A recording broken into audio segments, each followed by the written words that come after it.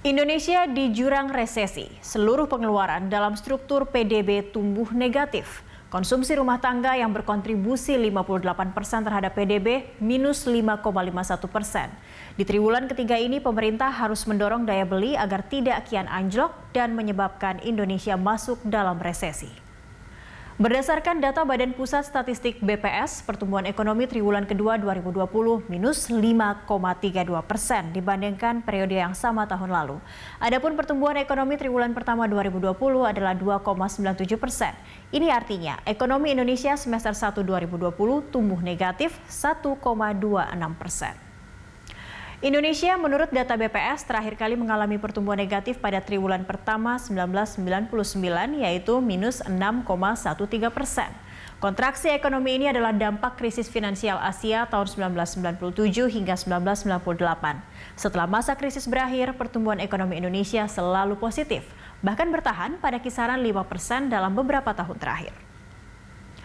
Kepala BPS Suharyanto dalam telekonferensi 5 Agustus lalu menyebut, menciptakan keseimbangan antara ekonomi dan kesehatan di kala pandemi bukan persoalan mudah. Produk domestik bruto Indonesia atas dasar harga berlaku, turun dari 3.963,9 triliun rupiah pada triwulan kedua 2019 menjadi 3.922,7 triliun rupiah pada triwulan kedua 2020. PDB menurut lapangan usaha ataupun pengeluaran mengalami penurunan sangat tajam.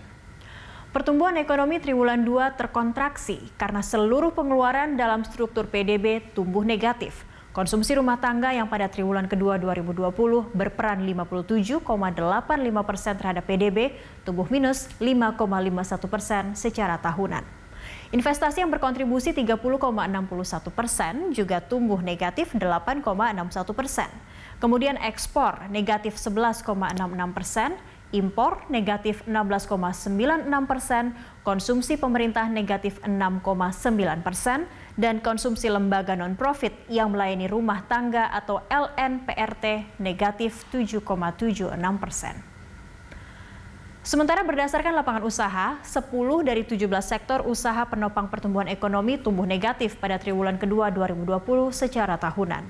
Sektor usaha yang terkontraksi paling dalam adalah transportasi dan pergudangan yang tumbuh negatif 30,84%.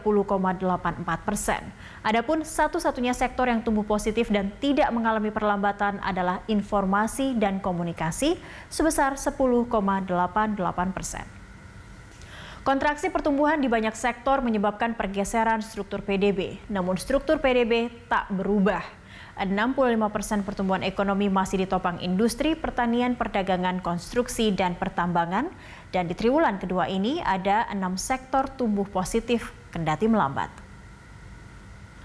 Menteri Keuangan Sri Mulyani Indrawati menyebut, Indonesia belum mengalami resesi karena ini kontraksi pertumbuhan ekonomi pertama kali. Namun, melihat kinerja triwulan kedua 2020, kondisi perekonomian Indonesia cukup berat.